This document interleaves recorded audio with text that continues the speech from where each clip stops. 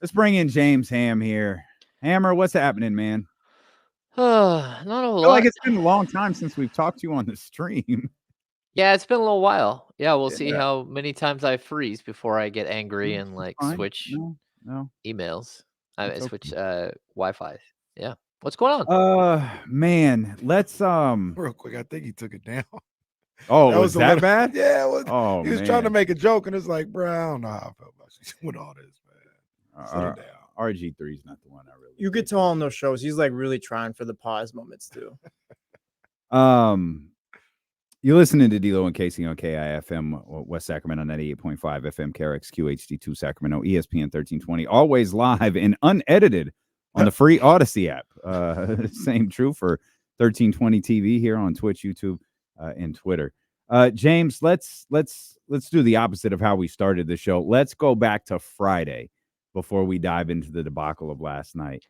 Going back to the Siakam stuff. By the way, Kings got a great win against Toronto that was all but completely erased from everything but the record book last night. Got a great win against Toronto, but the conversation certainly was how Shams Charania said as we were wrapping things up on Friday, hey, it looks like the Sacramento Kings and the Toronto Raptors are fully engaged in talks surrounding Pascal Siakam. And then about an hour later, the Kings and the Raptors have ended conversations. And then Shams Charania talking this morning about, I shouldn't have laughed. I apologize. The deal centering around Harrison Barnes. And so we've got all that, James. And as we've learned here during the show, we've passed along to the audience. I'm sure you're aware of this as well. Uh, at least part of the reason this all fell apart was Siakam told Sacramento he would not sign here. And that is a big reason why this all fell apart. In addition to, while Shams used the term centered around Harrison Barnes, we learned that like maybe Harrison was involved, but he wasn't actually the centerpiece of the deal. Yeah, that's a lot.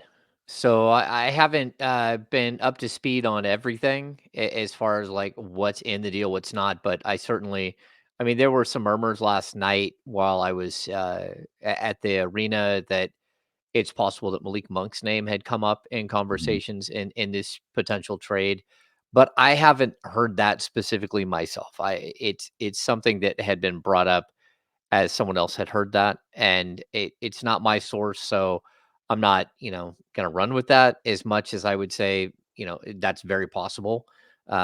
It's plausible because the package that includes Kevin Herter and Harrison Barnes and Davion Mitchell, that's not that enticing right Mhm. now for a lot of teams, especially for a team that's trying to reset their roster at like 21, 22, 23. That's just not something that like jumps at you and says, okay, I got to make this deal. And that's not to disrespect Kevin Herter or Harrison Barnes or Davion. It's just their market value isn't high enough to go get a two-time All-Star, even if he is on expiring contract. And so, that's where draft capital comes in. That's where all the other negotiations that come in at this point. Like, what are the Kings trading for? How long can they keep him? A player like Siakam, how much does he want as an extension? These are all questions that have to be answered before you really want to jump into a massive deal like this. Because I think I explained to you guys last week, if you do make this deal, there's no way to recover if he leaves via free agency. You don't have the cap space to go do something to even replace players like Barnes or Herter or Davion. You don't. You might be able to replace one or two of them, but certainly not the group. And it would really put you in a weird cap space. So yeah, I don't know. I think maybe it's better the Kings do just move on. If he's not interested in signing here, the conversation's over. Mhm. That's just the way it goes. James, we had talked about that hypothetical earlier, and I said I wouldn't hesitate to do it even if he said I'm not interested to sign. And one of the reasons, and we could just have a conversation about it. I think those pieces that you'd be giving up, I think they are replaceable. Worst case scenario, I've already mentioned Trey Lyles should be starting at the 4, so you're not losing a starting four, he'd still be here. I'm saying if Siakam was gone, and I think I said Barnes and Davion. I didn't put Herter in there, but Barnes is already being replaced and moved to the bench. So you're not missing a whole lot there, in my opinion. Davion is a guy that a lot of people feel shouldn't be in the rotation right now because so like say Siakam left, what are you really losing? Well, I get what you're saying, but there's a difference between having Harrison Barnes and Kevin Herter and Davion Mitchell on your roster and not having them. Because no matter what, you do have to replace them. You have to replace them with something. And, we're talking about, 15 to 18, $19 million players, two of them. Like those guys are valuable pieces, whether they're playing well right now in the Kings rotation or not. That's a whole nother discussion. And whether Trey Lyles is, you know, good enough to displace Harrison Barnes in the starting lineup. I mean, that's your opinion. I'm not sure that that's an opinion shared by Mike Brown. And so, yeah, I mean, I get what you're saying, and I do think that there are different ways to fill those voids, but just salary cap wise, it's very very difficult. Remember we got to was it last? It was leading up to free agency, right? The Kings didn't have anyone they could actually trade leading up to free agency. They had like there literally was outside of Malik Monk and Keegan Murray and Demonis Sabonis and De'Aaron Fox. They didn't and of course Kevin Herter. They didn't really have people under contract to go actually trade for somebody, and that was a huge issue. If you were to give away these players, you kind of be in the same spot where you don't have any cap space with them gone, and then you don't actually have any trade chips to actually move, whether again they're viewed as expiring contracts or only a year and a half left on their deal type contracts. You get to next year's trade deadline and you've filled up your roster with a bunch of league minimum players and maybe one mid-level exception player, and if you can get uh, Malik Monk to come back on the early bird, then you've got him. But that's a big risk to take, even if it's just looking them at these players as like salary to use in a trade. So again, I get what you're saying. Do me a favor, James, because you have a better understanding of how this works than me. Why wouldn't you have cap space? Because you freed up the Barnes contract and the Davion contract. You brought back Siakam. He didn't sign. So where does that money now go? Like, shouldn't you have those contracts that are no longer on your books available for some type of cap space, whether you're taking back contract or getting, I don't know, mid-level guy or something like that? Like, why wouldn't they have cap space in that situation? Yeah, so the way the cap works is the Kings have like the cap is going to rise to like 144, maybe 145 million next year, right? And if you take away the players we're talking about and the players who are free agents on the Kings roster right now, the Alex Lenz or JaVale McGee's, the guys who've signed 1-year deals, all those guys. If you just look at the core without Davion, without Harrison Barnes, and without Kevin Herter, the Kings would drop down to like 115 million. So on paper, it looks like you have 30 million bucks roughly to spend. But automatically you have a cap hold um for Malik Monk. So and that's at like $12.8 million. So there goes, you got to back that money out of your cap space. And then the mid-level exception is at about 12 million bucks. That also is a cap hold that you have to back out. So now that's 24 of the 30 million. And then on top of that, for every open roster spot you have, which in this scenario would be like 4 or 5, maybe even 6 or 7, you have to put a league minimum cap hold of 1.1 million bucks. So if you have 7 open roster spots, that's like 7.7 million bucks. So now your 30 million is zero, but you're actually in the negative already. And that's just with being able to retain Malik Monk, sign a mid-level exception player, and then fill the rest of your roster out. So that's why, I mean, when you have a player like Demonis Sabonis and you have a player like De'Aaron Fox who make, both of them are going to make upwards of, 35, 40 million next year. And then you have rising contracts like Keegan Murray and some of the other contracts that the Kings have on their roster. It eats up that cap space pretty quick. Even, a guy like Chris Duarte, I think, is on the hook for $6 million next year. Now, that's not to say that the Kings couldn't start trading other pieces and clear up some more cap space, or rescind their mid-level exception and pick up that $12 million, and all of a sudden you might be able to get up to 18 to $20 million in cap space. But it's not that simple. And we're talking about, or realistically, we're talking about two rotational players. Like, whether they're playing that well right now or not, I mean, those guys combined for over 60 minutes a game last season. And even this season, they're still well over 50 minutes a game. That's a lot to replace. And then Davion on top of that. So, yeah, there are ways to build out a roster in this scenario, but you also are running the risk of taking a tremendous step back and not even having pieces that you can go out and make trades with. And that's tough. Monty needs to call the Dodgers. Yeah. Figure out how they work that out. Yeah. It's a little different in baseball. Maybe see how take $1 million, defer it. Defer all of his payments until 2030. James, fans understandably have reactions to games like last night where, man, I hope this wakes Monty up. I hope Monty knows he has to do something after a performance like this at the Golden One Center. I'm pretty sure Monty is of the belief he needs to do something, or should do something for this team to, get into that category of being a contender. But until that's done, this is what we have.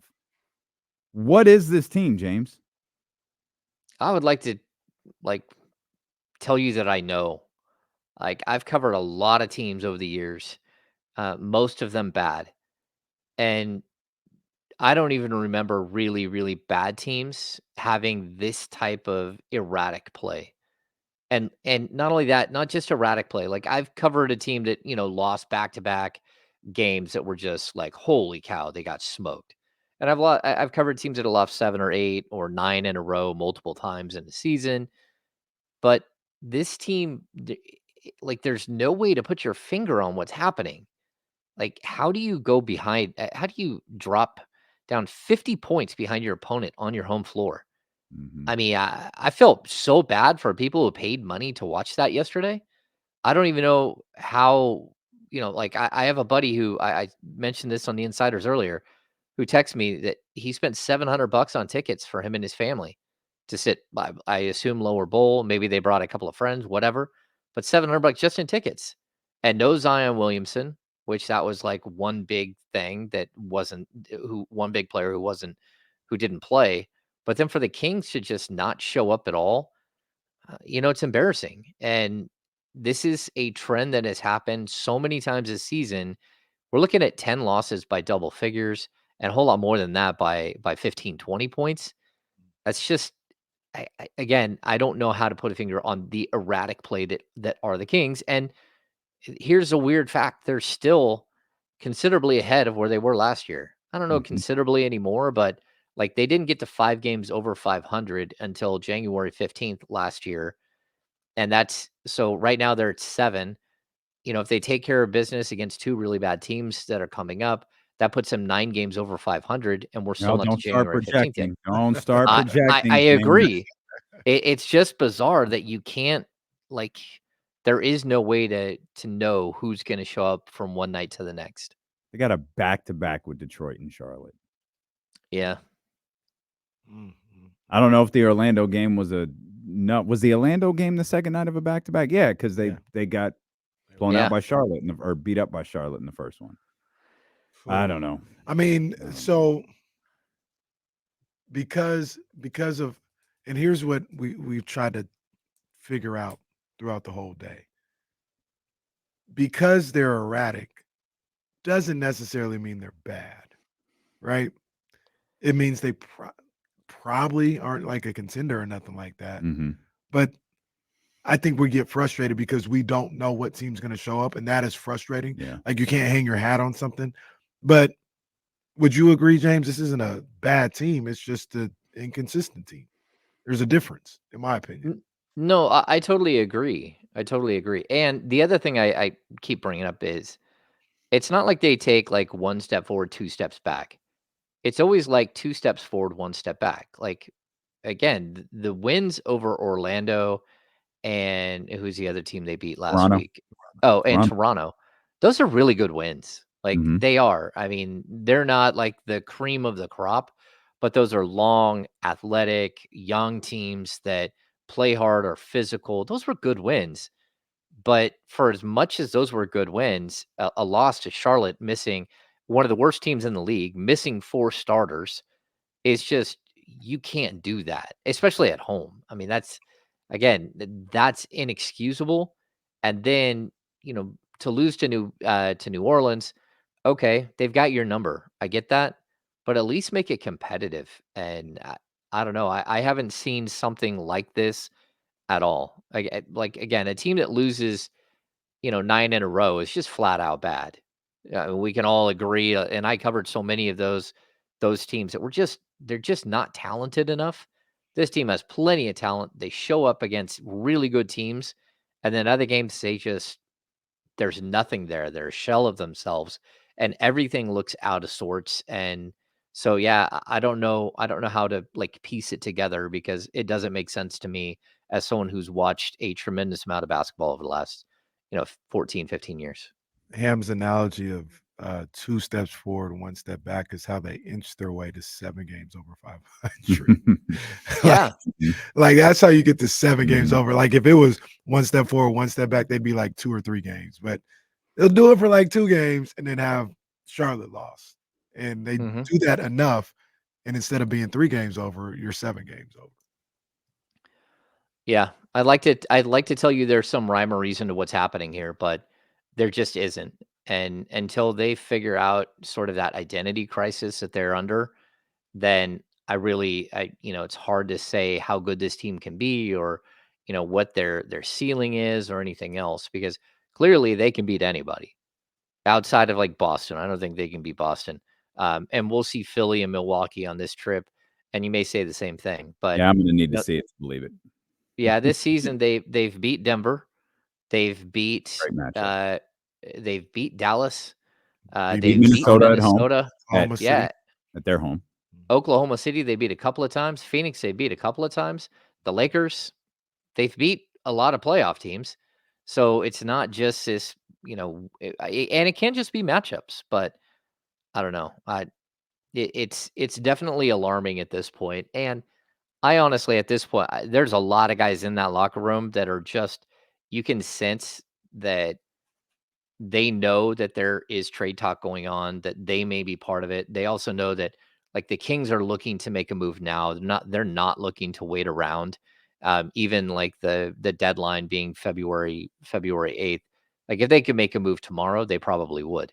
Like this is a group that wants to not only make a move, but make a move that gets them that solidifies who they are right now and helps them move forward for the final 40 plus games of the season, 50 games of the season. They're not waiting around.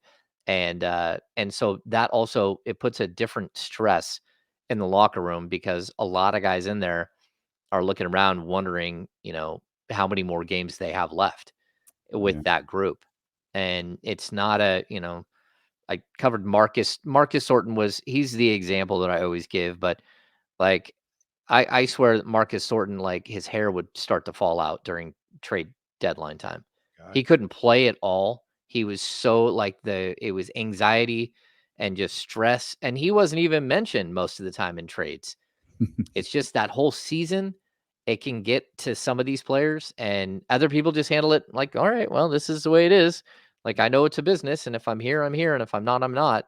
But I think we're seeing that it's affecting some of these players in different ways. Will it continue to? Particularly with guys like Kevin Herter, who you just desperately want to get going again. For guys like Harrison Barnes, whose name from now until eternity will be referenced in trade talks. Like for the rest of his career, his name is going to be referenced in trade talks just because and I know that doesn't feel like a compliment, but he's a guy who can fit on so many teams. He's a guy who can help contenders. He's a vet who can help young guys. Like he's a player who can do so many different things, particularly at this stage of his career. But, Casey and I were talking about, like, it feels like that all in thing, boy, it was prevalent last year. And now it feels like maybe we got a foot in. Maybe we're dipping our toe in the water. February 9th, we're all in. Right now, we're just going to dip a little toe in the water. And it's just the vibes are off. And can guys like Herter, Barnes, guys who have kind of been up and down already this season, can they recover? Because there's James, the trade deadline's a freaking month away. It's not like it's next Thursday. Like, there are a ton of games, long road trips, tough games at home, tough teams. There's a lot still here in front of them before this deadline gets here. Yeah, you can't take your foot off the gas. And I mean, like we always hear, like 82 games is a marathon. It's very true. It's such a long, brutal stretch. And things like this, things like trade deadlines, things like rumors, it really does unsettle what's happening inside a locker room, And so it's their job to be pros and to push the outside noise out and to move forward as a group. I think a 5-game road trip is probably what this team needed right now. It's one of those things where you go out on the road and you try to get yourself like back together as a team. Try to have dinners together and go do things together as a group, and hopefully that leads to some camaraderie on the court, and just kind of holding together while this thing, like sometimes it feels like it's falling apart. But I'd even say, like, look, this team is still 7 games over 500. Like any other year outside of last year, Kings fans would beg for this to be the problem. To be in this situation that you're in right now, where you're a legitimate playoff team. Everyone in the league knows you're a legitimate playoff team. Now, can you add another piece or two to get yourself over the hump? And that's why I hate using, like, we get into these conversations all the time about like the transactions that could happen, the trade rumors, all these things. And there are human lives on the other end of all of these things. And it doesn't feel good to these guys. Like right now, if anyone out there thinks Kevin Herter wants to miss shots, you're just wrong. Like, the guy wants to succeed. He would love to be part of this team for a long time, and he would love to figure out why he can't find the bottom of the basket.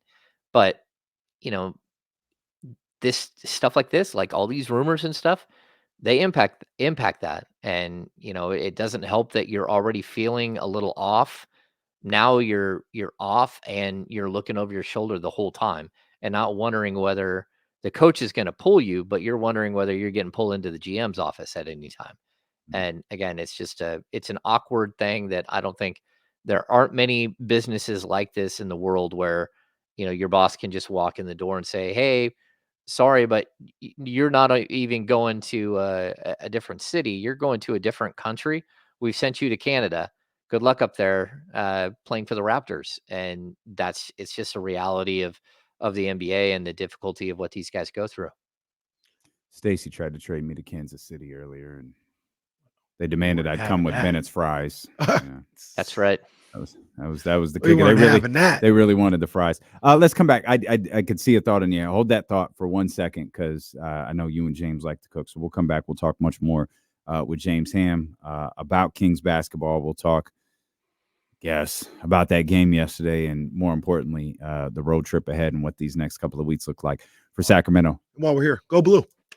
Yeah, the Michigan Wolverines. If you'd like to hear the Michigan Wolverines win their first national championship since 1997, tune in here to ESPN 1320, as I fully expect them to beat Washington by a minimum of 3.5 scores. Sure. That's coming up here at the top of the 4 o'clock hour. We're back with more with James Ham on Sacramento Sports Leader, ESPN 1320. That's going to be like 70% Michigan. Jesus. Poor Washington. Road game.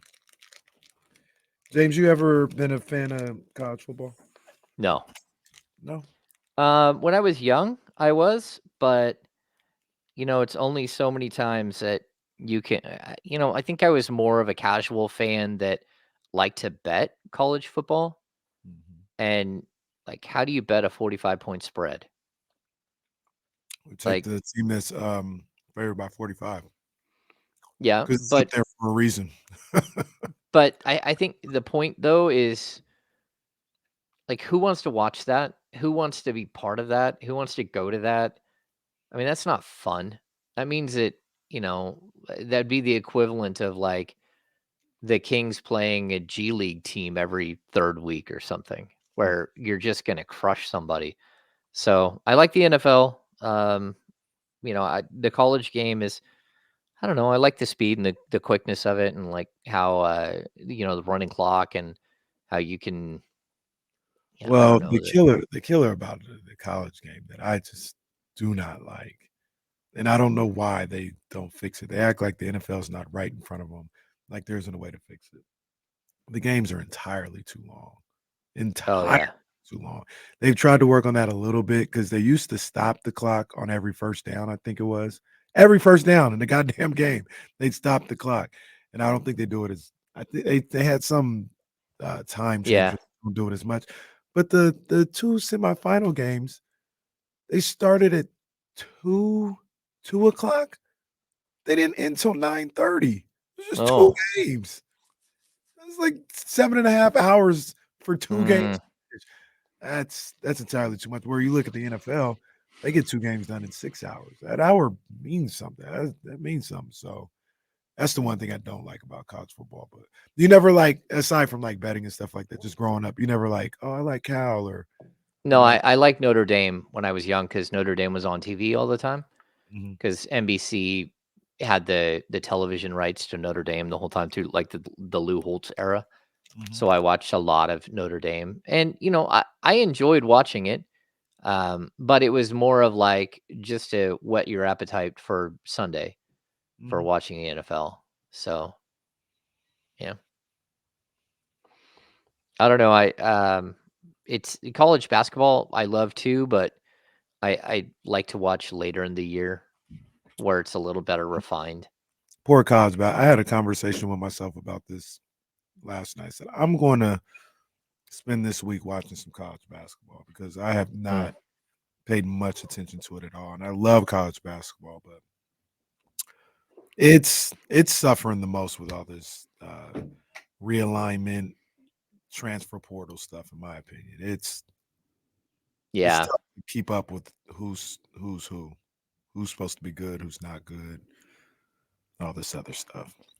Well, that and I mean, when we've seen the same things years and years and years, I mean, you start to know exactly where. Sorry, my brain went sideways there. If you got to I, tweet something, tweet it, James. What we got? What we got? no, There's the no, trick. no, Kyle Kuzma. no. Yeah. Oh, the transfer portal thing is just wild, and it just like you also. There's so many teams that are system teams that the players will never be good in the pros. Like they just aren't gonna. It like doesn't matter how good they are. They're not gonna. The game's not gonna translate. For as much as I complain about college basketball, you can probably even say the same thing about college football. You can say the same thing about college basketball.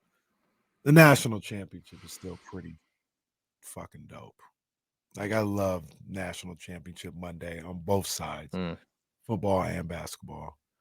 And the semifinal, the bowl season was garbage. The semifinals for this national championship is still top of the line. So maybe the playoff will be a little better than I'm thinking it might be. Yeah, I had a great time going to the Final Four. Was it last year, or year before? New Yeah, Orleans, huh? yeah, New Orleans. Yeah, that was super fun to be there for like their festivities. Watching the lower bowl broken up into four, different schools and switching out the student section after every game. That was a lot of fun.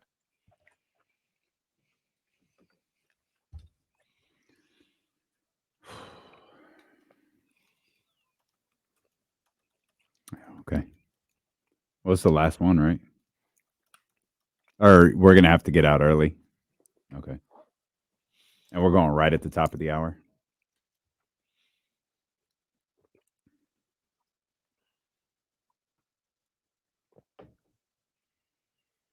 Cade Cunningham has avoided serious injury to his left knee.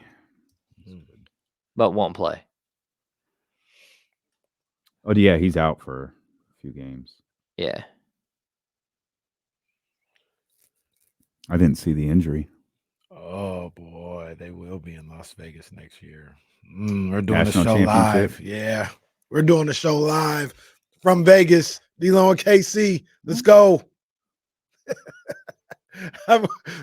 We've broken them down, guys. We worn them down. Let's go. Before he used to say, "Yeah, without me."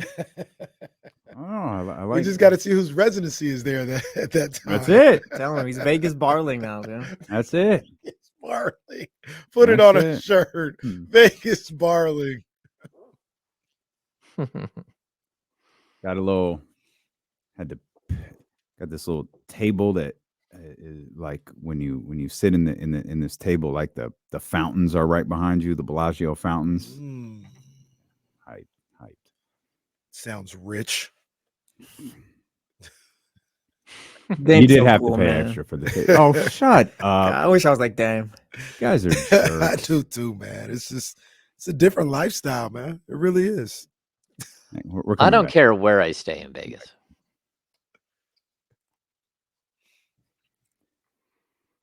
James, you need a third guy on the insiders because I've about had it with these two. I don't even know if I'm rich enough to make enough money to be in this room right now. To be It's honest, fact. That's why I sit in the producer's room. I'm still doing the show in there. Guys are ridiculous. We got another mic for you, Casey. Thank you. The producer's room.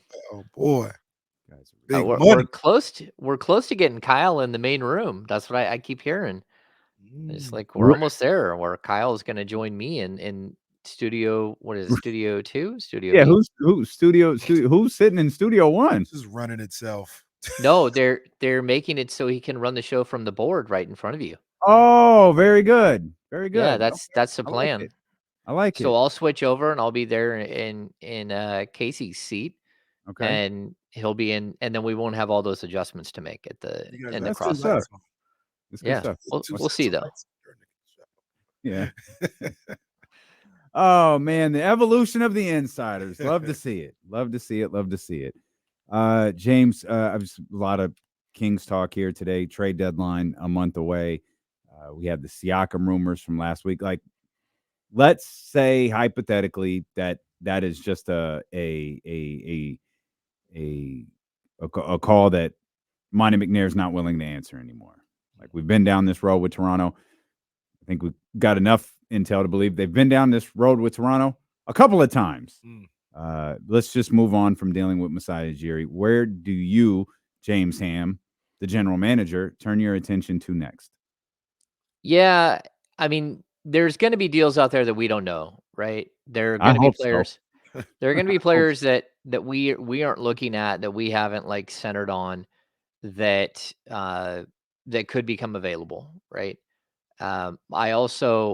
I think that the Kings are probably going to go back to the Kyle Kuzma discussion and see if there's any way to get him out of Washington.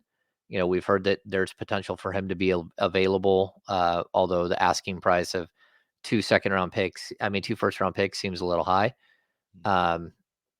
But he's still a player who makes sense. And the way that if I'm the Kings and I'm looking at that as a potential move, I don't think he's as good as Pascal Siakam, but I do think he's a year and a half younger.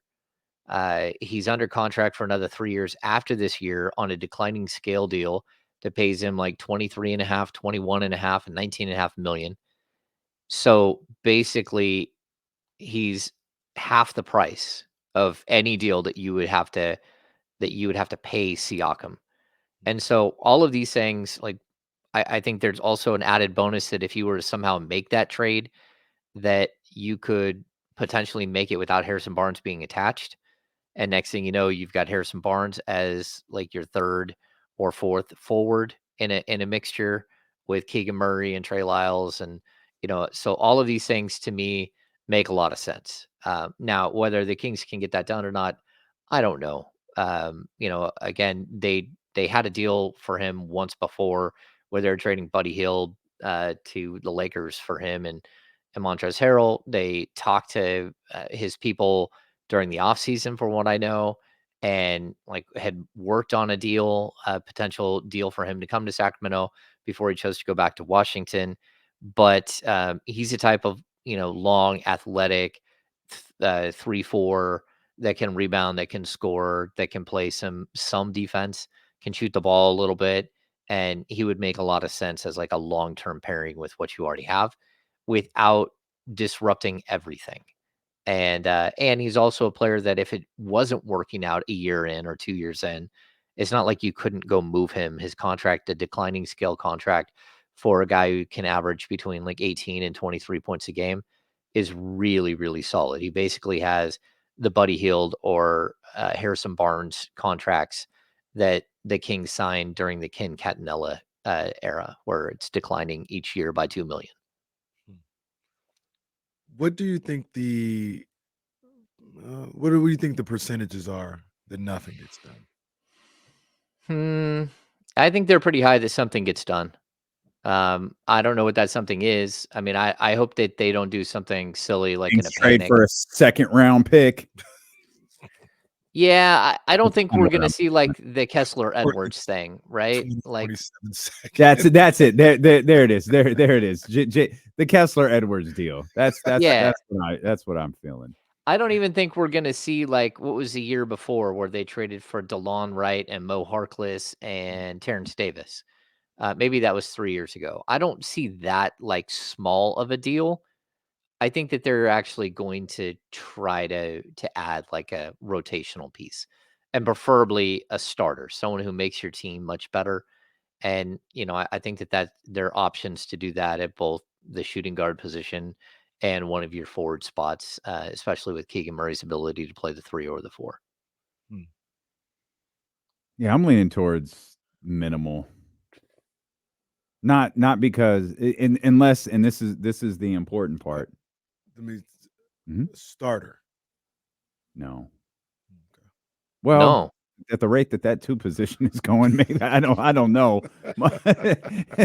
I don't know, but for me, nah. I don't think a starter. I don't think the Kings are acquiring a starter.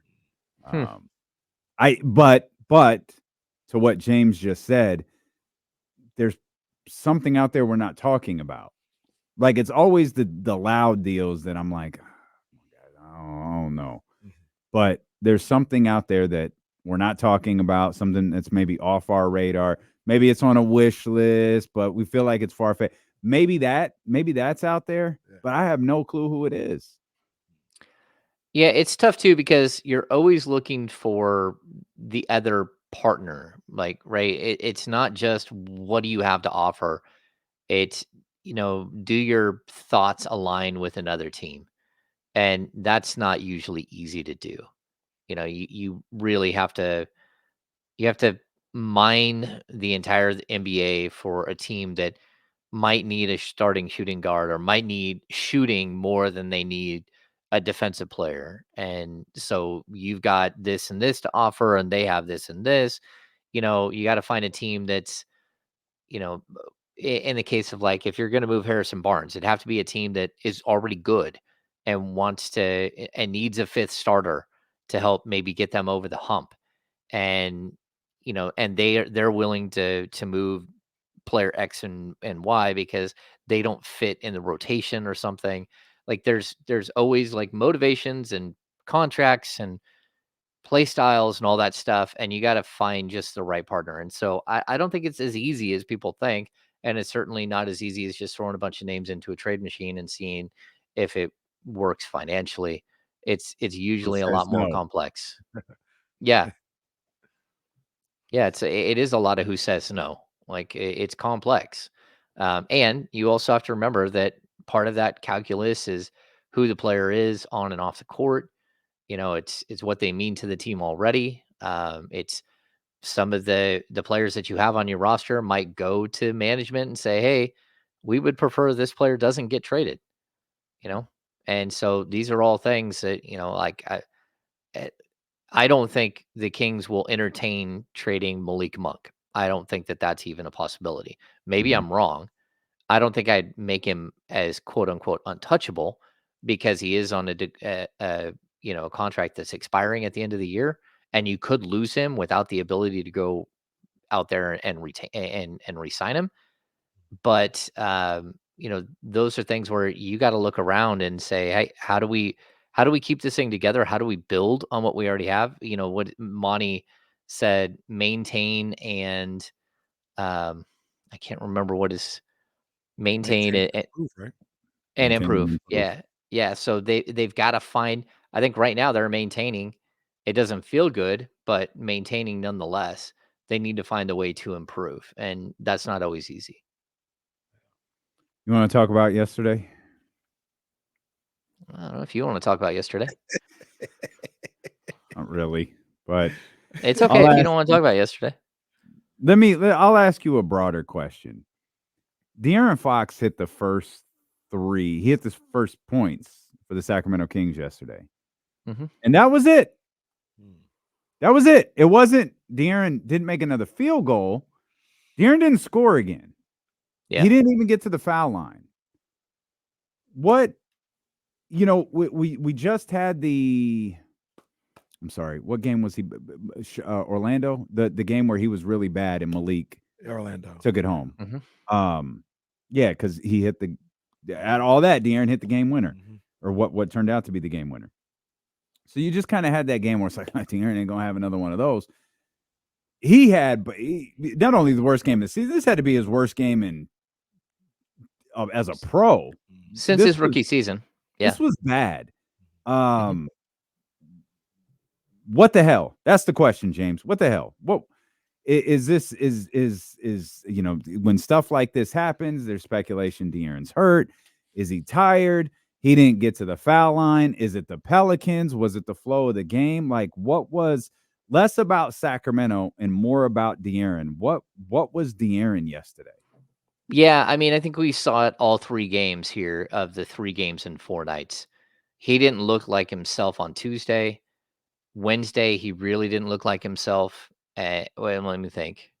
My days are all messed Yeah, up. Charlotte, Orlando. Wednesday's Yeah, Orlando. Yeah. yeah. You're Yeah, right. yeah, yeah. So, like, there were And those Toronto games on where, Friday. yeah, he didn't look like himself at all. And he is beat up. Like, he came to the podium one night, and it took him, an extra 2 seconds to get up the stairs. So, you can tell right now he's walking a little straight-legged, which he tends to do when he's hurting. I don't know, like, just overall, he's beat up, and that's to be expected. I mean, the guy's been basically averaging 30 points a game until, early this week. And now he's down to like 28.3 because he's had a couple of stinkers. But like he's been carrying the weight of this team for the entire season. And it's while they've been waiting for guys like Harrison Barnes or, you know, Kevin Herter or Davion or name that player, Trey Lyles missing the first 13 games of the season didn't help. Like while he doesn't play De'Aaron Fox's position, he can take the pressure off of a player like Fox because if that second unit can stay out there a little bit longer and can carry a little bit further, that allows Mike Brown to not go back to De'Aaron Fox all the time.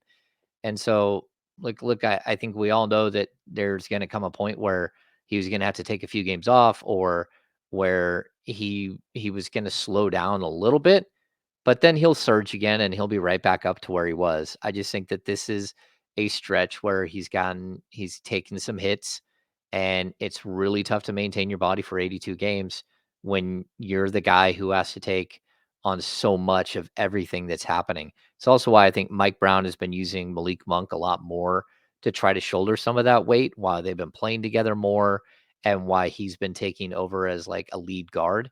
And I also think it's why De'Aaron Fox has sat back and shot more threes, especially recently, because I think he's just like, it's been probably 2 weeks of him being a little sore, a little beat up, and not really wanting to run inside and get knocked to the ground again and again. So you hope that it's just a momentary thing where he bounces right back and gets his legs under him. But a 5-game road trip that starts off with a back-to-back, it's really not an easy way to do it. And again, they play tomorrow, right? They played Right. yesterday. They play tomorrow. They play the next day. They play on Wednesday. That means that he's in the middle of 3 games in 4 nights again. And sometimes you get caught in the middle of the schedule and these little groups of 3 games and 4 nights that kind of hide and they don't go away. So you can have a game on Sunday, a game on Tuesday and Wednesday, and then a game on Friday. And that means that you had, again, 2 sets of 3 games and 4 nights hidden inside of that. And so it takes its toll. It takes its toll on everybody. And you hope that he busts through the wall here and his body just kind of finds a way to heal up. But you never know. I mean, this could be a thing where he does need to sit for a game or two and catch his breath and let his body heal. That's what I was going to ask you, James. I mean, do you think he should sit a game? Do you think he will sit a game? I don't think he will. I'm not exactly sure he should either. But what do you think about that? Yeah, I mean, I think if you're looking at the long schedule of the season, right? It like sometimes you do have to err on the side of caution with a player like this who again carries so much of the weight. Um, if he thinks he can go, I usually let him go. But I've talked to you guys about this before. The Kings track everything, right? They'll pull players in and they've got like a meter that can check the flexibility of their knees and of their ankles. Like they do tests to make sure that there isn't weird swelling going on that the people aren't seeing, or that they do the jump tests before and after they warm up before every game. And so they're tracking to see what his body looks like, just the mechanics of it, but there is no like true predictor for injuries. You have no idea when a player is going to just like accidentally roll his ankle, like what happened to Trey Lyles the other day, where he missed last game because he rolled an ankle on, just wasn't he just backpedaling down the court? Yeah. Yeah, and just like took a bad step and rolled his ankle. Like there's no way to predict those things. Or like Alex Len, where a player rolled up on him and he had a high ankle sprain. So what you're hoping for is that you can see when a body is starting to like need more rest, it's going to be in decline, and you need to figure out a way to help him. So whether it's like more stretching, whether it's taking a day or two off of practice and having him just sort of watch, whether it's more ice tub or whatever it is, you got to figure out a way to like bandage these guys up and hold them together with glue at some point and hopefully get them through a tough stretch until their body just magically finds a way to heal up, which does happen. And so it's tough, but this is part of basketball. Is this team soft? I would like to say yes right away, but then there are some nights where they're just not at all. Right. Yeah. And so I would like, yeah, I don't think so. I mean, like, if anyone ever wants to call Domantas Sabonis soft, like, no. I mean, that's a lunch pail dude who gets hit more than any player I've ever seen on an NBA court. So I'm gonna say they have some players who that are playing soft, or that might be mentally soft, or who are showing that they might be soft, but they also have some guys that are just flat out ballers. That will go in there and mix it up amongst the trees, whether that's De'Aaron, whether that's Malik Monk. Like these guys are out there playing really hard. And again, like Chris Duarte, you can't call Chris Duarte soft. Like Yeah, and I he'll think foul you for calling him soft. Like just like it's why games like yesterday stand out a little bit more than the others. Not just the 30-point loss and the 50-point deficit, but the fact that like it didn't feel like De'Aaron was doing the stuff he normally like. You talk about getting in there, mixing it in with the trees. Didn't feel like De'Aaron was doing that. Didn't feel like Malik was doing that. Like I can remember distinctively a couple of times guys, Davion Mitchell specifically, Kevin Huerter specifically, tried to get to the rack. They just kind of like lost the ball. They kind of go fumbling around with it. And I didn't know if that was just the day was off. It was just a bad day for everybody, or if that's the Pelicans had them shook up and they saw something, and it's just nothing worked for them yesterday, and they were trying to shoot themselves back into a game that went from a 20-point deficit to a 40-point deficit in a span of 2 minutes. Yeah, and that's their default setting is to try to shoot their way back into it from the perimeter. And when you don't have your legs, that's the worst thing you can do. So yeah, I don't think they are. Like again, you go toe to toe against Toronto and find a way to get through that team. That team's not soft at all. And you could say the same thing about a lot of the teams that they're playing. Uh, Like the Pelicans are just a bad matchup, and I don't know why they're such a bad matchup.